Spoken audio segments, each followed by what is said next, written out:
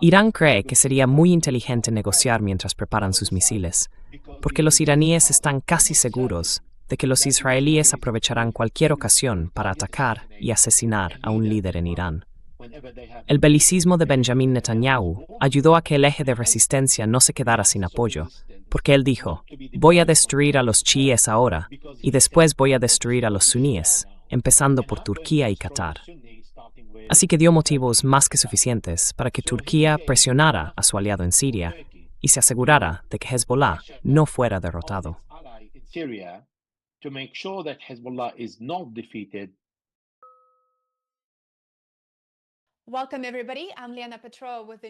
Bienvenidos a todos. Soy Lena Petrova y os doy la bienvenida a un nuevo episodio de Asuntos Mundiales en Contexto. Hoy me alegra muchísimo volver a recibir a un gran amigo del programa, Eliga Magnier.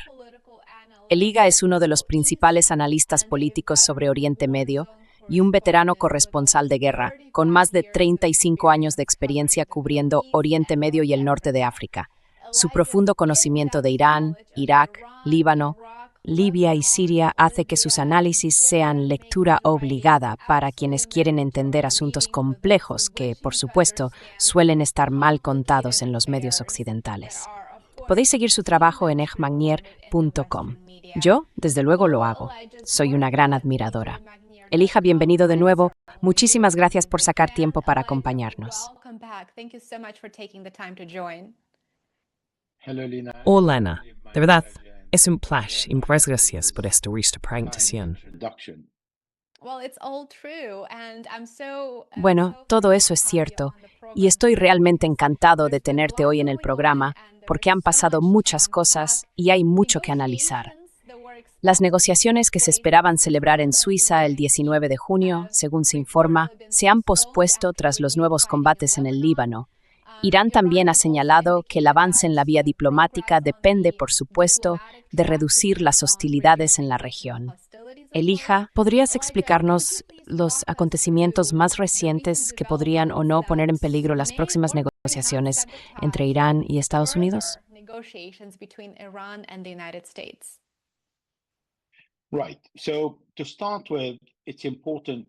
Bien, para empezar, es importante destacar que estas negociaciones entre Estados Unidos e Irán, que podrían llevar a una paz duradera, solo podrían, porque faltan muchos detalles y hay conversaciones que se han pospuesto, benefician al presidente Donald Trump y, por supuesto, a los intereses de Estados Unidos.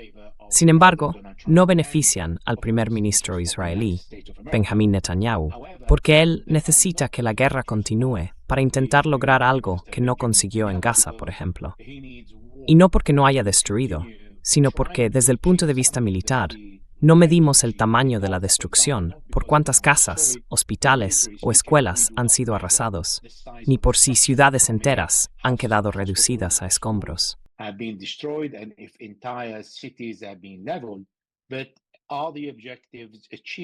Pero se han cumplido los objetivos. En Gaza no se cumplieron. Hamas sigue ahí.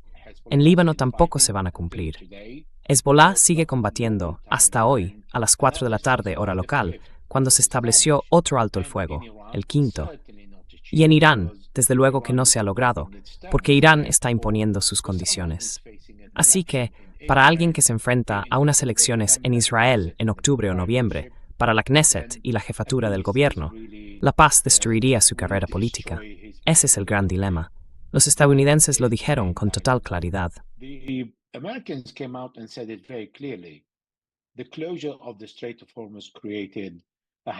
El cierre del estrecho de Hormuz provocó un auténtico caos en el mercado. Estuvo a punto de agotar por completo las reservas y el margen de seguridad de petróleo de Estados Unidos. Y eso, para los economistas, es algo extremadamente grave. Saben perfectamente lo que significa, porque si pierdes todo tu margen y no tienes reservas como las de Estados Unidos o China, países grandes, entonces el precio del petróleo puede subir 10, 20, 30, 40 o 50 dólares en una semana, y a partir de ahí descontrolarse por completo. Por eso Donald Trump hablaba en serio cuando dijo que estábamos a solo 4 semanas de agotar todas nuestras reservas. La economía mundial, y en Europa en particular, está sufriendo muchísimo por la subida de los precios. la falta de todos los derivados del petróleo, los fertilizantes que escasean en todo el mundo y, por supuesto, el gas. Este ha aumentado un 37,5%.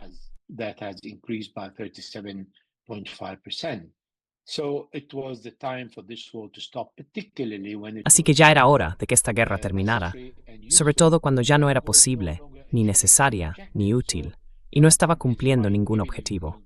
Así que Donald Trump tiene razón, aunque fuera a pelear por el camino y mostrara cierta resistencia, porque también tenía resistencia dentro de su propio país.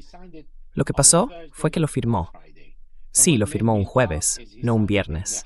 Y lo que me hizo gracia fue que lo firmó en Versalles, en el palacio donde, en 1919, los alemanes firmaron, en realidad, el Diktat, su rendición tras la Primera Guerra Mundial. Y me hizo reír, porque Donald Trump no se estaba rindiendo, pero como Irán estaba imponiendo sus condiciones y dando a los estadounidenses lo que querían, que no hubiera bomba nuclear, algo que Irán tampoco quiere fabricar, eso me provocó una pequeña sonrisa por dentro.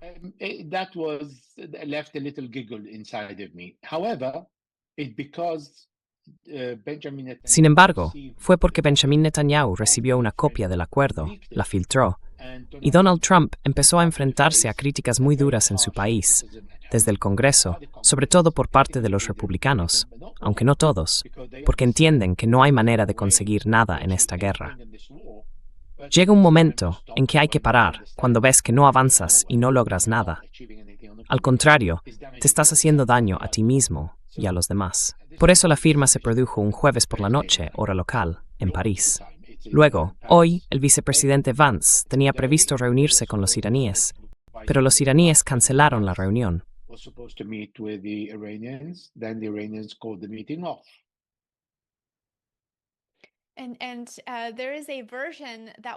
Y hay una versión que anunció Pakistán sobre por qué se canceló esa reunión. Dijeron que fue porque este mes es un mes especial. Pero, ¿es eso cierto? ¿Cuál es la verdadera razón por la que se canceló?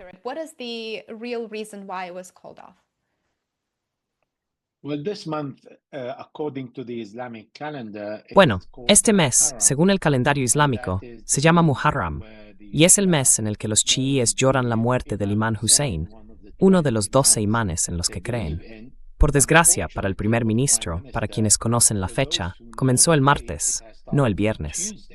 Así que empezó hace varios días. Por tanto, no resultó convincente para quienes siguen lo que ocurre en Oriente Medio, o al menos saben lo que significa y cuándo empieza este mes. Se anunció el primer día. En realidad, lo que pasó fue que los israelíes intentaron avanzar en el sur del Líbano para ocupar más territorio, porque Israel dijo claramente, no formamos parte del acuerdo. Pero eso no es cierto, porque en el primer párrafo se dice que los estadounidenses firman en nombre de sus aliados.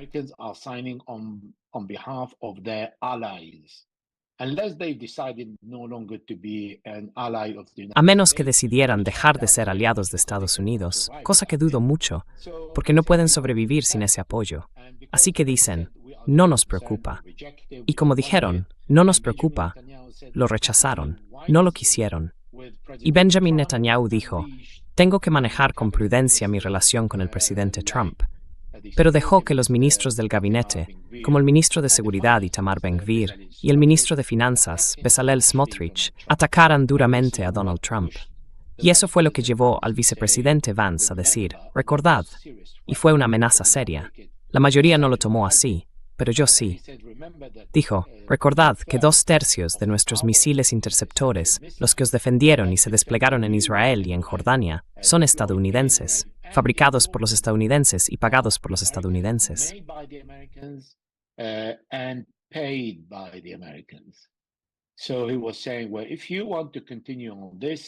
Entonces él decía, bueno, si quieres seguir con esto, vas por tu cuenta, y nosotros vamos a retirar nuestro equipo. Y luego si quieres tener una guerra con Irán, ese será tu problema, no el nuestro. Quiero decir, ese fue realmente el momento en que los estadounidenses marcaron el límite. Están ofreciendo miles de millones de dólares a los israelíes.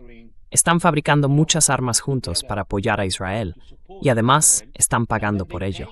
Las están colocando en Israel y también en otros países aliados, como en la base estadounidense en Siria, en las bases de Estados Unidos en Irak, en Erbil y en Harir, en el Kurdistán, y también en Jordania y en Israel.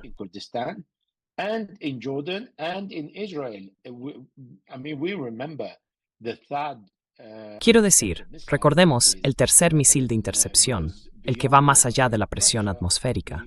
Los estadounidenses colocaron 2/3 de todo su arsenal en Israel desde el inicio de esta guerra. No hablo de los 40 días, sino incluso antes de que Israel entrara en guerra en junio de 2025, y lo mantuvieron allí. Y son extremadamente caros. Así que, a todas esas instalaciones, hay que sumar los servicios de inteligencia que ofrecen, los misiles de intercepción de los F-16 y los F-35, la caza de los drones que llegan desde Irán y Yemen, y además las 2.000 fuerzas Delta que están en Tel Aviv prestando apoyo, con su amplia experiencia en combate en Irak, Afganistán y Siria, desplegadas junto a los israelíes. Están todos en Tel Aviv. Y luego los israelíes intentan crear un pulso con los estadounidenses. No están a la altura.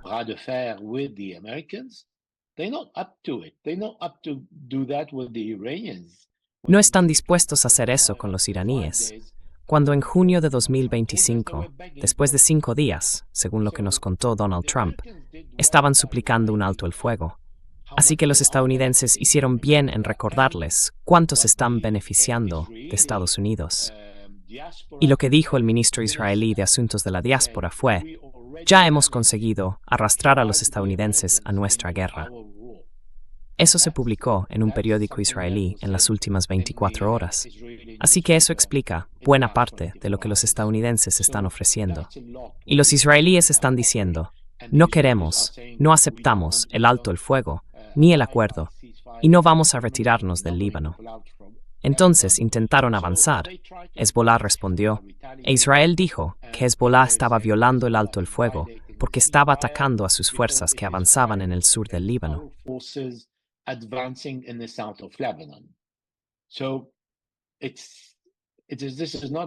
Así que esto no es una broma, esto es realmente lo que dijo. Culpó a los libaneses por disparar contra las fuerzas de ocupación en territorio libanés, donde están avanzando para quedarse con más tierra libanesa, y llamó a eso una violación del alto el fuego. Hoy reaccionaron los cataríes y los estadounidenses, pero hay un pequeño paréntesis al que volveré después. Reaccionaron e impusieron el alto el fuego. Hablaron con Hezbollah, hablaron con los israelíes, y Netanyahu aceptó el alto el fuego a las 4 en punto. Eso fue hace 1 hora y media. Así que el viernes por la tarde aceptó detenerse por ahora. Pero va a provocar el enfrentamiento otra vez, porque no le conviene mantener la calma. Lo importante aquí es la reacción estadounidense. Donald Trump, cuando se despertó, lo primero que dijo fue: los iraníes cancelaron la reunión.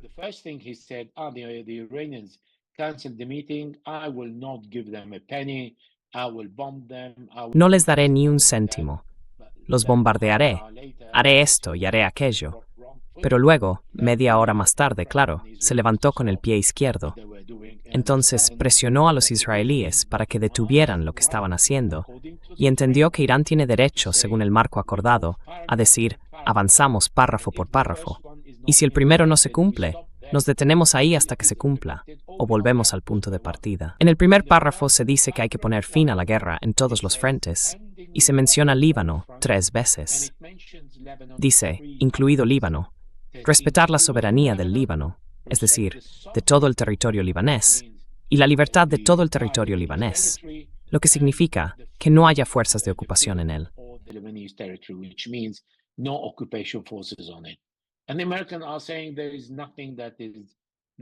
Y los estadounidenses dicen que no hay nada que mencione la retirada de los israelíes del territorio libanés.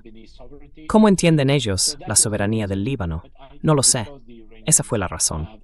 Pero creo que, como los iraníes han recibido de Donald Trump lo que pedían, un alto el fuego en el Líbano, entonces creo que irán a la negociación, porque quieren continuar. Quieren empezar la negociación, porque hay muchos vacíos, y el diablo está en los detalles. En líneas generales, los iraníes no quieren tener una bomba nuclear, pero no van a entregar ese 60% a menos que se cumplan todos los puntos del párrafo 14.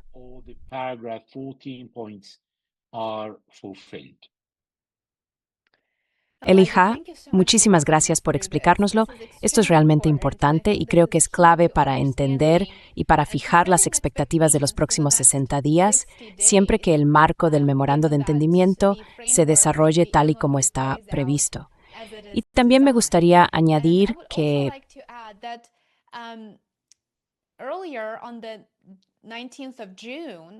el pasado 19 de junio, cuando las fuerzas israelíes iniciaron una invasión terrestre en lo que, según tengo entendido, es la zona de Ali al-Tahrir, en el sur del Líbano, por lo que he leído, lanzaron ataques aéreos y las fuerzas del ejército israelí avanzaron por tierra.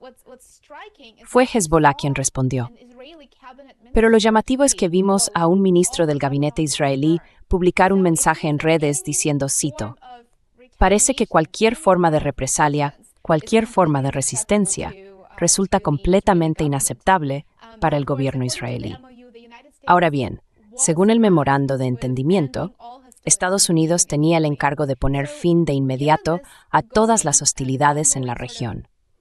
Así que, teniendo en cuenta esta desconexión constante entre Netanyahu y Trump, ¿cuáles son los principales desafíos? ¿Qué nuevos retos afronta ahora mismo la administración Trump, dado que el memorando se está aplicando y que parece decidida a hacer cumplir sus condiciones tal y como se acordaron con Irán?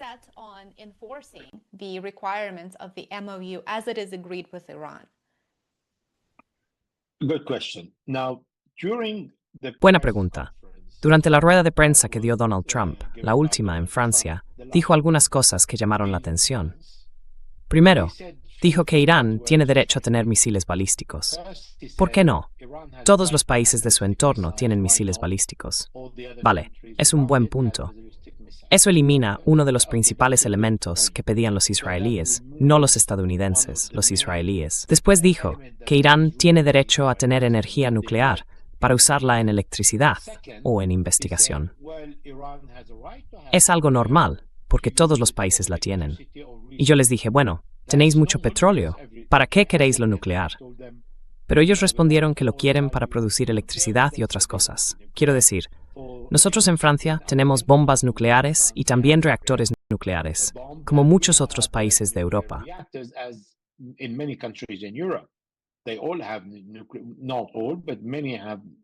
No todos, pero muchos tienen reactores nucleares. Pero si miras un país como Dinamarca, funciona con energía renovable y hace un mes alcanzó el 100%. Eso es lo que Europa intenta conseguir. Pero países como Irán son firmantes del Tratado de No Proliferación, lo que significa que tienen derecho a enriquecer uranio. Ahora, a cualquier nivel. Los estadounidenses son muy sensibles con esto, porque Benjamin Netanyahu lleva desde 1992, cuando estaba en la Knesset, diciendo que hay que bombardear Irán. Y en los últimos 16 años ha insistido en que Irán no debe tener ninguna instalación de armas nucleares. Bien, los iraníes dicen, podemos reducir el 60% si eso os inquieta o genera sospechas, siempre que levantéis todas las sanciones.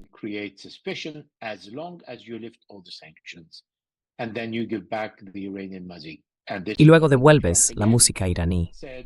Y por eso Donald Trump volvió a decir, bueno, quiero que tengan una buena vida, que vivan con prosperidad. Por eso es importante levantar las sanciones. Además, ese dinero, y está hablando de 120.000 millones de dólares, no es nuestro. Eso fue lo que dijo Donald Trump.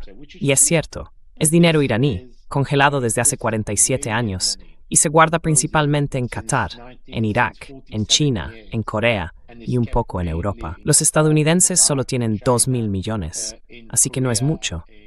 Pero hay muchos miles de millones repartidos por distintos países, porque nadie se atreve a devolverlo, ya que los estadounidenses lo han prohibido. Y él dijo que no pasa nada si tienen su dinero. Y eso, una vez más, va en contra del objetivo de Benjamin Netanyahu.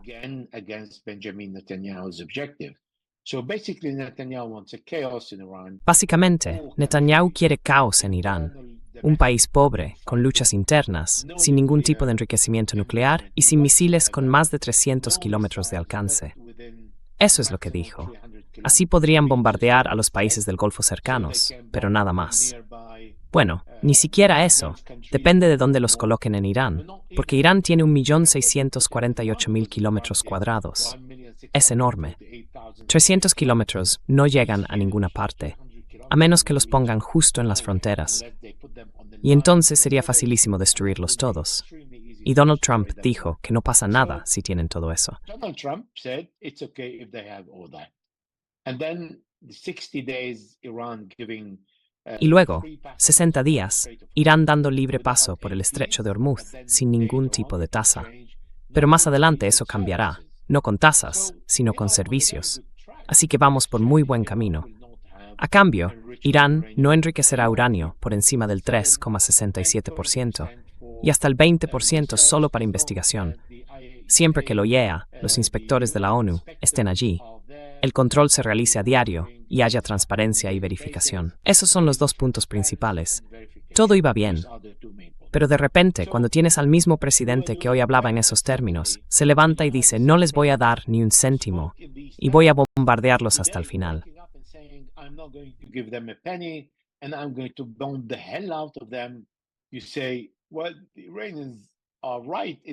Dices, bueno, los iraníes tienen razón al decir que somos muy escépticos, porque quizá un día discutiste con tu mujer o te levantaste de mal humor. ¿Qué vas a hacer entonces? Vas a hacer saltar por los aires todo el acuerdo otra vez. Por suerte, parece que hay alguien que le está informando de lo que pasa. Pero, ¿y si esa persona le está diciendo algo distinto, como ocurrió antes de febrero de 2026? Cuando Jared Kushner y Steve Woodcock regresaron y le dijeron a Donald Trump, Irán puede fabricar 11 bombas nucleares ahora. Es una locura lo que dijeron. Y claro, alguien que no sabe y confía en su enviado puede reaccionar enseguida y decir, sí, tenemos que ir a bombardear Irán de inmediato. Pero luego hay otro problema. Los estadounidenses nos dijeron, y se lo dijeron también al pueblo americano, que en junio de 2025 habían destruido por completo los reactores nucleares, el uranio enriquecido, todas las centrifugadoras, todo.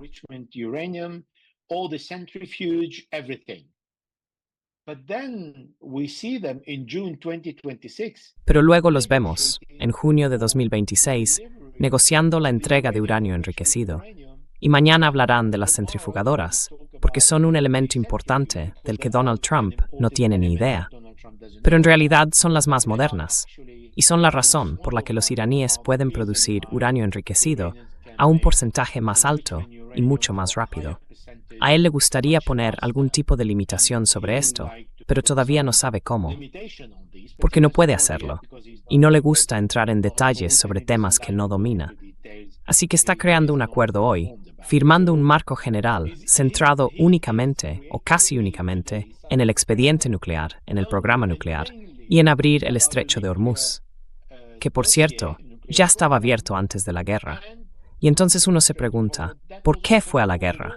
¿Por qué gastó todo ese dinero?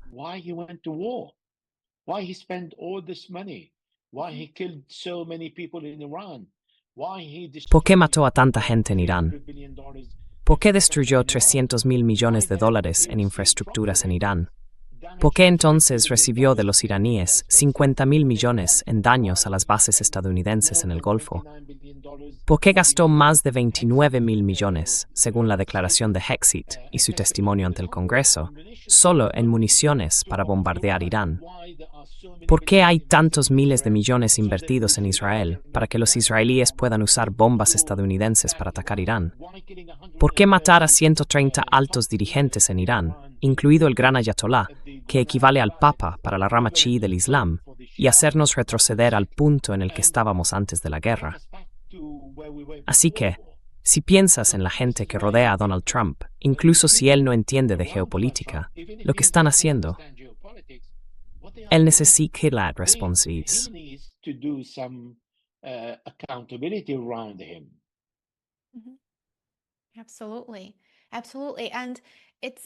Por supuesto, por supuesto. Y es realmente interesante. La cuestión del Líbano, claro, está muy mal entendida, creo yo, por gran parte de los medios de comunicación aquí en Estados Unidos y por muchos analistas que intentan entender qué está generando tantos obstáculos en el camino hacia un acuerdo diplomático negociado para poner fin a esta guerra. Ahora bien, has escrito un artículo realmente fascinante en tu página y el artículo se centra en la cuestión de si el Líbano puede separarse de Irán. ¿Podrías explicarnos los principales argumentos, Elijah? Would you walk us through the main arguments, Elijah? I'm going to make it a bit more simple. Voy a simplificarlo un poco. Primero, Líbano está en la frontera con Israel, y por eso es un país de enorme importancia para los israelíes. En segundo lugar, Hezbollah surgió en Líbano después de la invasión israelí de 1982. Antes de eso, en 1948 y en 1967. Before that, in 1948 and 1967, the Israelis bombed Lebanon. 1970. Los israelíes bombardearon el Líbano en 1976. Destruyeron muchos aviones civiles en el aeropuerto. Destruyeron muchas aldeas, porque mucha gente en el Líbano, muchos líderes, tomaron decisiones equivocadas. Por ejemplo, en 1958, el presidente Camille Chamoun pidió la intervención de los marines. 14,000 llegaron solo para apoyar su reelección. En 1969, el presidente Charles Helou aceptó el Acuerdo del Cairo, que daba a la OLP la posibilidad de atacar a Israel desde el sur del Líbano. Así que, una vez más, la gente del sur del Líbano está pagando el precio. En 1975, el presidente maronita, otra vez Suleiman Frangieh, pidió, en 1976, la entrada de las fuerzas sirias en el Líbano. Y en 1982, el presidente Bashir Gemayel pidió a los israelíes que entraran en el Líbano. Y ellos vinieron, invadieron el sur del país y llegaron hasta Beirut.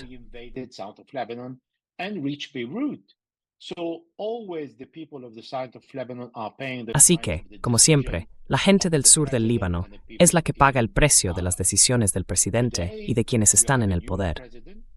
Hoy tenemos un nuevo presidente, que lleva ya varios meses en el cargo, Joseph Aoun, y ha decidido no usar ninguna palanca de presión y sentarse a hablar con los israelíes. Ellos son los mejores negociadores. Son capaces de dar a una sola palabra 10 significados distintos. Pueden convertir lo legal en ilegal y lo ilegal en legal. Tienen tantas explicaciones para cada término y cada frase, que al final expresiones como el Estado palestino o un Estado palestino se convierten en un debate interminable que puede durar años, mientras los palestinos siguen sin tener un Estado.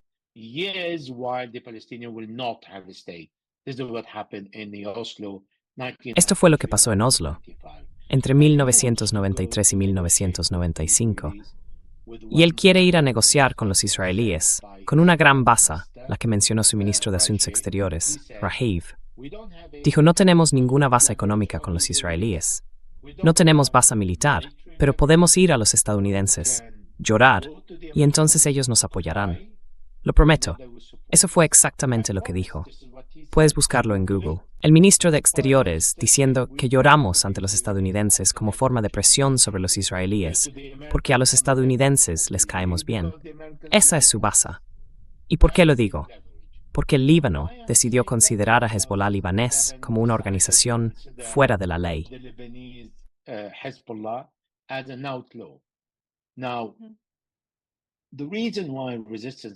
La razón por la que surge la resistencia es cuando no hay Estado.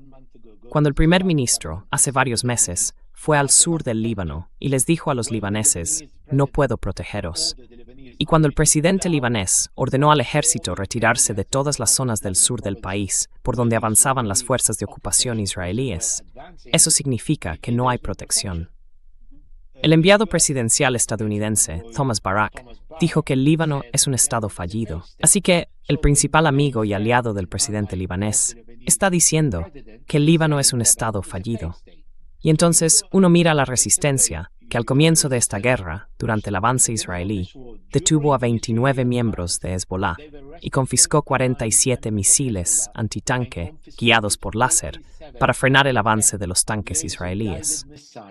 To stop the advance of the Israeli tanks that were moving very fast into south of Lebanon because avanzaban muy rápido hacia el sur del Líbano, porque el presidente libanés había desarmado a Hezbollah en toda la zona al sur del río Litani. Y ahí fue cuando los israelíes pensaron, vamos a tener un paseo por el sur del Líbano, podremos avanzar sin problema. No esperaban que Hezbollah reaccionara con lo que tenía, armas muy ligeras, y empezara a enfrentarse a los israelíes. Entonces se detuvieron de golpe y dijeron, bueno, aquí hay una resistencia. Por eso, debido a esa disposición del presidente libanés a negociar con los israelíes sin tener ninguna base, Donald Trump parece, de repente, en este asunto, mucho más astuto que el político más hábil de la historia de Israel, que es Benjamin Netanyahu. In the history of Israel, that is Benjamin Netanyahu. I respect his intelligence highly. Respeto mucho su inteligencia, a pesar de que es un genocida y un criminal de guerra, según la Corte Penal Internacional. Y le dijo a Benjamin Netanyahu, detén tu guerra y ve a negociar con el presidente del Líbano. Dales un alto el fuego, en lugar de que sea Irán quien lo imponga. Y diga, apoyamos al Líbano y le daremos el alto el fuego que los israelíes rechazaron, la propuesta del presidente libanés. Lo han rechazado. Cuando Donald Trump dijo, es mucho mejor que vayas y negocies con el presidente, que está dispuesto a encarcelar a la resistencia, detenerla, desarmarla y expulsarla del sur del Líbano. No puede defender el país contra vosotros, pero puede actuar hacia adentro. Y Benjamin Netanyahu dijo que no, por una razón evidente. And Benjamin Netanyahu said no, for an obvious reason. Any deal with Lebanon, like in Syria, means Cualquier acuerdo con el Líbano, como en Siria, significa guerra. Con la retirada de las fuerzas israelíes del Líbano y de Siria, donde los sirios no dispararon ni una sola bala contra los israelíes, que ocuparon parte de Siria, los altos del Golán, Quneitra, y que van y pasean por Suwaida y otras zonas del sur de Siria, destruyendo a todo el personal sirio.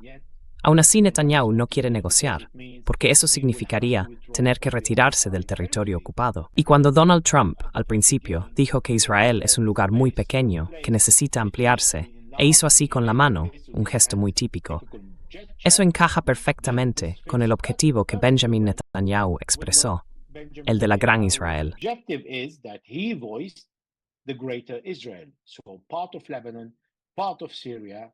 Así que parte del Líbano, parte de Siria, parte de Jordania, cuando termine con Cisjordania, que tenía un 20% del territorio palestino, ahora será un 10%. Gaza, que tenía el 100%, 363 kilómetros cuadrados, hoy ha perdido un 53%, luego un 60%, y Netanyahu ha ordenado llegar hasta el 70%. Está apretando a 2,5 millones de personas en menos de 100 kilómetros cuadrados. Es una locura. Por eso Netanyahu no quiere tratar con el Líbano. Prefiere ir a la guerra, porque tiene un gobierno y una sociedad de belicistas, a los que les ha dicho que lo que no se consigue con la fuerza militar, se consigue con más fuerza y más destrucción. Pero ese mantra ha fracasado.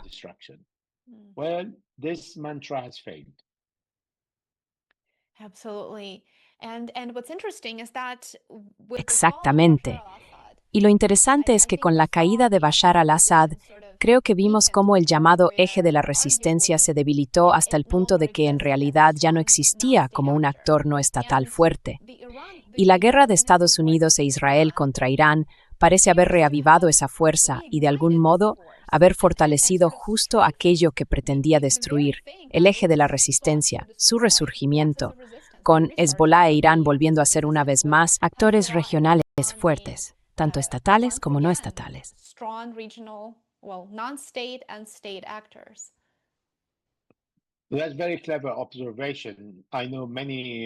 Esa es una observación muy inteligente. Sé que muchos en el mundo académico no han llegado a comprender lo que está ocurriendo. De hecho, el eje de resistencia, hasta junio de 2025, existía más como una disuasión basada en el relato. Hablaban de él, decían que existía, pero nunca tuvieron un centro de mando y control operado por todas esas fuerzas. Estamos hablando de Líbano, Siria, Yemen, Irak e Irán. Pero lo que había era solidaridad. Claro que se apoyaban entre ellos. Líbano fue a Irak a luchar contra el ISIS, fue a Siria, a petición del gobierno sirio, para combatir al ISIS y Al-Qaeda.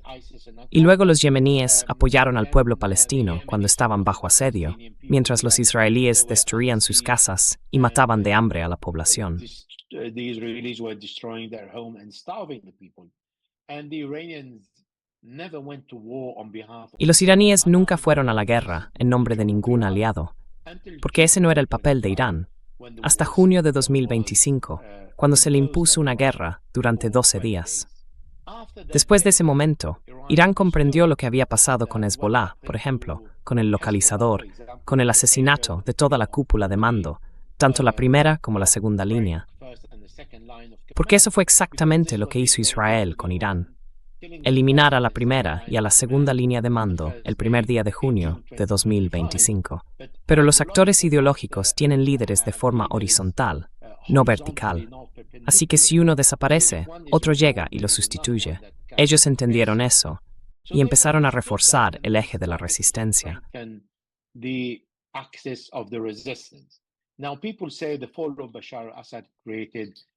Ahora, la gente dice que la caída de Bashar al-Assad provocó un corte en la línea de suministro. Y eso es cierto. Sin embargo, una vez más, el belicismo de Benjamin Netanyahu ayudó a que el eje de resistencia no se quedara sin apoyo. Porque él dijo, voy a destruir a los chiíes ahora, y después voy a destruir a los suníes, empezando por Turquía y Qatar. Así que dio motivos suficientes para que Turquía presionara a su aliado en Siria, para asegurarse de que Hezbollah no fuera derrotado, y de que los israelíes estuvieran muy ocupados con Hezbollah, de modo que no dedicaran todo su esfuerzo bélico contra Siria y luego contra Turquía. Porque los israelíes podrían entrar en Siria y llegar a Damasco en menos de 24 horas. En Siria no hay resistencia, pero ¿podrían mantenerse allí?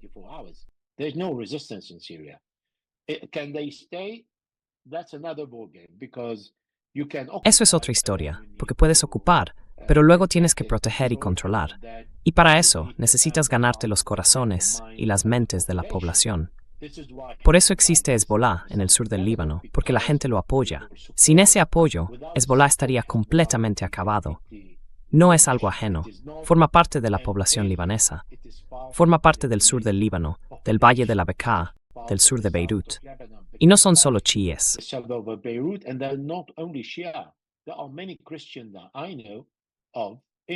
Conozco a muchos cristianos en Líbano que apoyan a Hezbollah, y son más de Hezbollah que los propios miembros musulmanes chiíes de Hezbollah. También hay drusos que hacen lo mismo, y hay suníes, así que no están solos. Entienden la importancia de la resistencia. Este es el eje de la resistencia, del que se empezó a hablar desde 2002, cuando George W. Bush creó esa narrativa del eje del mal. Creo que fue un periódico libio el que habló por primera vez del eje de la resistencia, y más tarde Irán y sus aliados adoptaron ese término. En realidad, no existía sobre el terreno. Por eso, el 7 de octubre, Hamas actuó por su cuenta y pidió a los demás que lo siguieran. Porque una de las cartas de Yahya Sinwar, el líder de Hamas en Gaza, fue encontrada por los israelíes, y en ella decía que media hora antes del ataque informaron a Sayyid Hassan Nasrallah, el líder de Hezbollah, sobre la intención y explicaban por qué no lo habían hecho antes.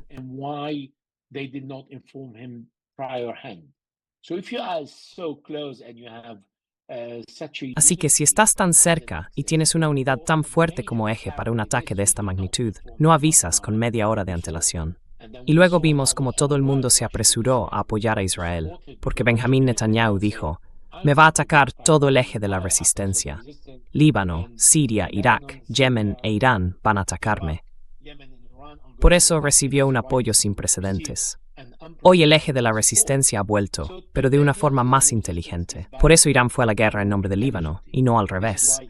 Porque por primera vez es evidente para todos los investigadores, el mundo académico y los periodistas, que Irán fue realmente a la guerra en nombre de Hezbollah, para proteger a Hezbollah, y no al contrario. Hezbollah no ofreció nada a Irán.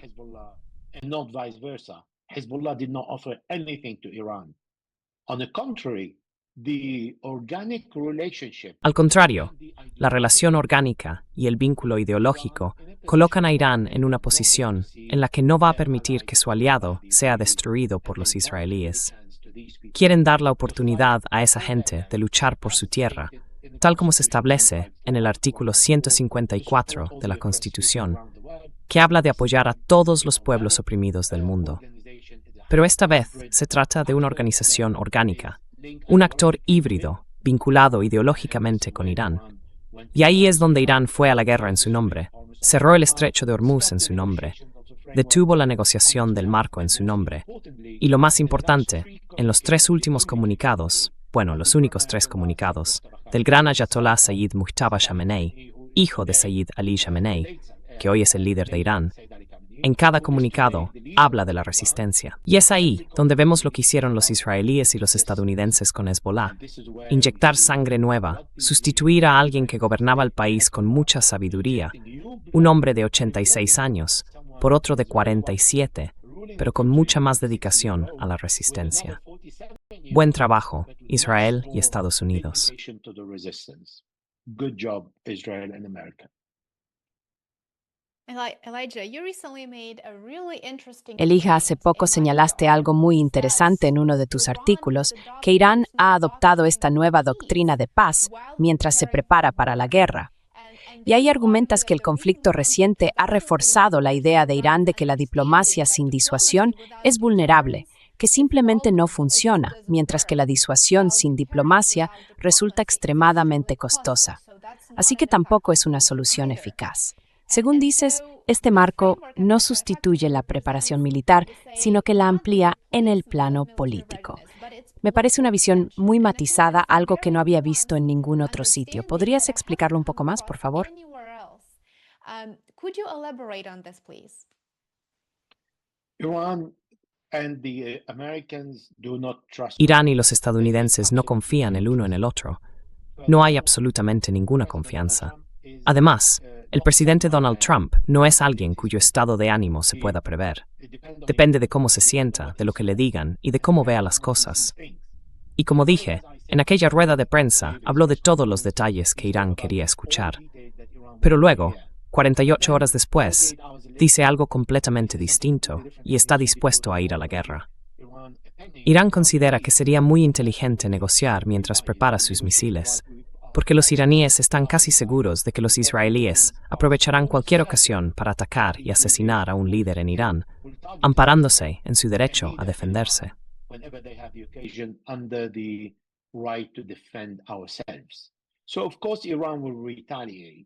Así que, por supuesto, Irán va a responder, pero al hacerlo, han perdido a un hombre, o más que un hombre, que realmente querían conservar y no perder de esta manera, solo para darle a Israel una victoria táctica, no estratégica, táctica. Por eso, como no saben qué detalles se van a acordar, y como tampoco sabemos cómo se va a liberar el dinero por parte de los estadounidenses, hablaron de 24.000 millones, luego cambiaron y dijeron 12, y después volvieron a cambiar y dijeron 2, y dijeron, os damos el dinero que habéis estado entregando por el gas a Irak, y como Irak no paga, podéis recuperar ese dinero. Pero luego dicen, bueno, hay 12.000 millones en Qatar, que los estadounidenses prometieron entregar a los iraníes, pero nunca lo hicieron.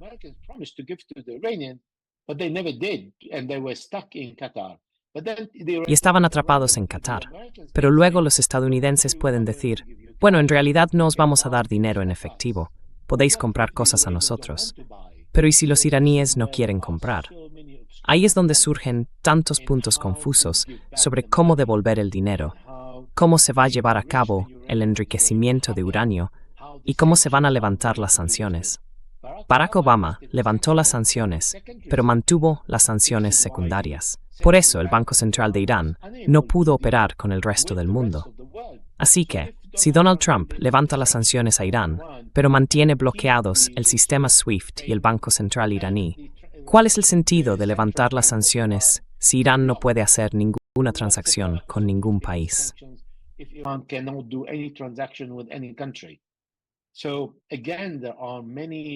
Así que, de nuevo, hay muchos puntos que deben desbloquearse y sobre los que hay que llegar a un acuerdo. Y por eso, los 60 días, tal como se establece en el acuerdo, no van a ser suficientes. Claro, los 14 puntos dicen que ambas partes deben estar de acuerdo para ampliarlo, pero se ampliará. Ahora bien, ¿qué pasa si los estadounidenses dicen, ya no quiero hablar más o me planto aquí? Entonces no será fácil para Irán recuperar la iniciativa en la guerra.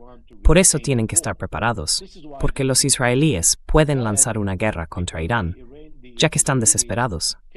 Benjamin Netanyahu está desesperado. They are desperate. Benjamin Netanyahu is desperate. Is Donald Trump going to stop him? So far, Donald Trump is saying Donald Trump va a detenerlo. Hasta ahora, Donald Trump dice, somos buenos amigos. No estamos de acuerdo, pero somos buenos amigos. No salió a condenarlo. Vance sí lo hizo. Dijo que no se puede resolver cada problema con una guerra. Lo criticó de verdad. Criticó a Benjamin Netanyahu. Todo está muy difuso. Los 14 puntos no son muy claros en los detalles que requerirían años de negociaciones, precisamente por esa falta de confianza. Y si firman un acuerdo, se ponen de acuerdo en todos los detalles, y luego no se cumple. O si dentro de 2 años y medio llega otro presidente y dice, bueno, este acuerdo no me gusta, lo retiro de la mesa. say, well, I don't like this deal. I'm taking it off the table.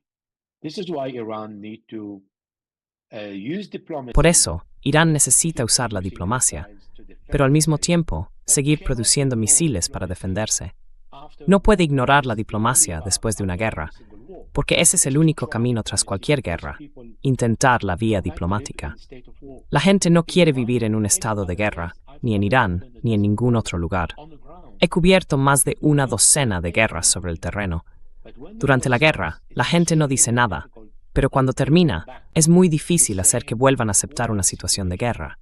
La gente se exaspera, se desespera y sufre depresión. Durante la guerra es distinto, sobre todo la primera vez que la viven. Aunque dure años, están en modo supervivencia. Pero después, cuando les das un tiempo de paz y de repente los devuelves a la guerra, eso los derrumba como personas. That will knock them as individual. Elijah, thank you so much for Elijah, joining us. muchísimas gracias por acompañarnos, por dedicar tu tiempo y por compartir todos estos detalles tan importantes que no solemos escuchar en ningún otro sitio. Espero que vuelvas la próxima semana para seguir hablando de este tema. Gracias, Elijah. Next week. Thank you, Elijah. Con mucho gusto. Gracias, Lena.